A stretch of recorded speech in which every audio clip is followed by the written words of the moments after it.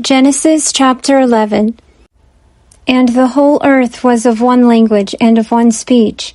And it came to pass, as they journeyed east, that they found a plain in the land of Shinar, and they dwelt there. And they said one to another, Come, let us make brick and burn them thoroughly.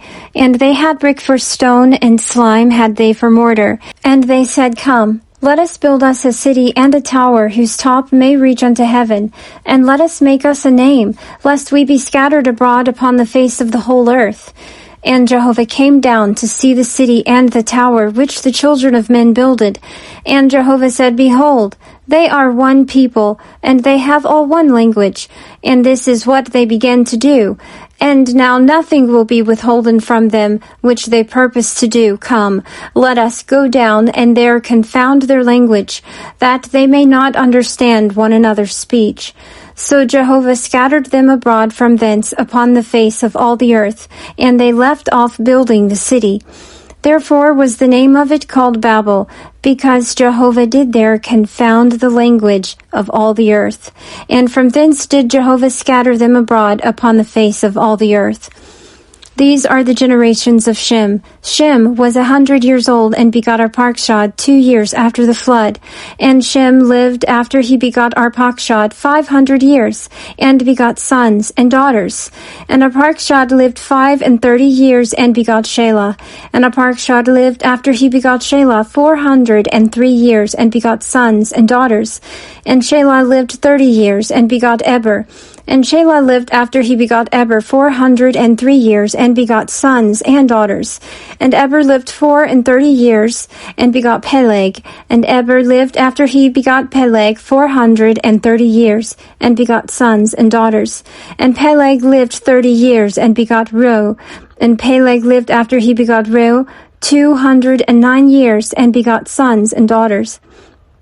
And Reu lived 32 years, and begot Serug.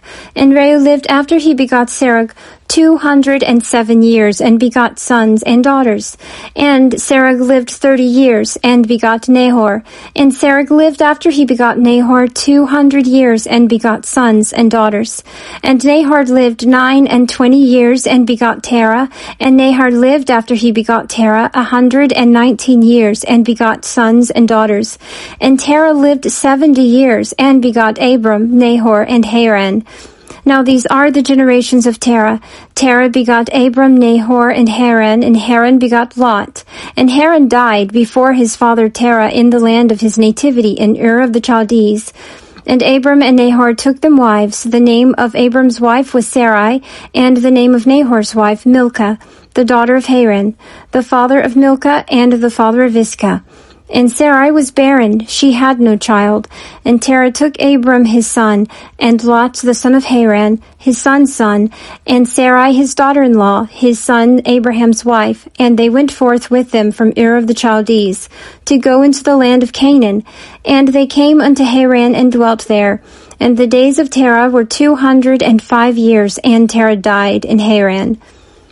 Chapter 12. Now Jehovah said unto Abram, Get thee out of thy country, and from thy kindred, and from thy father's house, unto the land that I will show thee.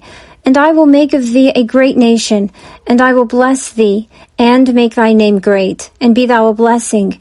And I will bless them that bless thee, and him that curseth thee will I curse, and in thee shall all the families of the earth be blessed.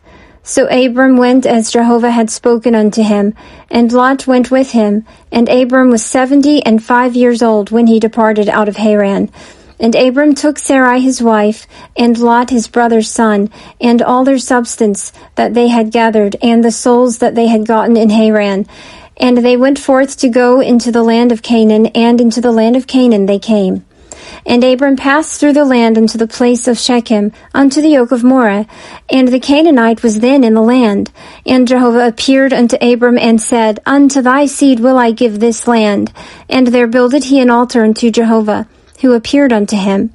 And he removed from thence unto the mountain on the east of Bethel, and pitched his tent, having Bethel on the west, and Ai on the east. And there he builded an altar unto Jehovah, and called upon the name of Jehovah. And Abram journeyed, going on still toward the south. And there was a famine in the land, and Abram went down into Egypt to sojourn there, for the famine was sore in the land. And it came to pass, when he was come near to enter into Egypt, that he said unto Sarai his wife, Behold now, I know that thou art a fair woman to look upon, and it will come to pass, when the Egyptians shall see thee, that they will say, This is his wife, and they will kill me, but they will save thee alive. Say, I pray thee, thou art my sister, that it may be well with me for thy sake, and that my soul may live because of thee. And it came to pass that when Abram was come into Egypt, the Egyptians beheld the woman that she was very fair. And the princes of Pharaoh saw her, and praised her to Pharaoh. And the woman was taken into Pharaoh's house. And he dealt well with Abram for her sake, and he had sheep, and oxen, and he-asses, and men-servants, and maidservants, and she-asses, and camels. And Jehovah plagued Pharaoh and his house with great plagues because of Sarai Abram's wife. And Pharaoh called Abram and said, What is this that thou hast done unto me? Why didst thou not tell me that she was thy wife? Why saidst thou, She is my sister, so that I took her to be my wife? Now therefore, behold thy wife, take her, and go thy way. And Pharaoh gave men charge concerning him, and they brought him on the way, and his wife, and all that he had. Chapter 13. And Abram went up out of Egypt, he and his wife, and all that he had, and Lot with him into the south. And Abram was very rich in cattle, in silver, and in gold. And he went on his journeys from the south even to Bethel, unto the place where his tent had been at the beginning, between Bethel and Ai, unto the place of the altar which he had made there at the first. And there Abram called on the name of Jehovah, and Lot also, who went with Abram, had flocks and herds and tents. And the land was not able to bear them, that they might dwell together, for their substance was great, so that they could not dwell together. And there was a strife between the herdsmen of Abram's cattle and the herdsmen of Lot's cattle. And the Canaanite and the Perizzite dwelt then in the land. And Abram said unto Lot, Let there be no strife, I pray thee, between me and thee, and between my herdsmen and thy herdsmen, for we are brethren. Is not the whole land before thee? Separate thyself, I pray thee, from me. If thou wilt take the left hand, then I will go to the right, or if thou take the right hand, then I will go to the left. And Lot lifted up his eyes and beheld all the plain of the Jordan, that it was well watered everywhere, before Jehovah destroyed Sodom and Gomorrah, like the garden of Jehovah, like the land of Egypt, as thou goest unto Zoar. So Lot chose him all the plain of the Jordan, and Lot journeyed east, and they separated themselves the one from the other. Abram dwelt in the land of Canaan, and Lot dwelt in the cities of the plain, and moved his tent as far as Sodom. Now the men of Sodom were wicked and sinners against Jehovah exceedingly.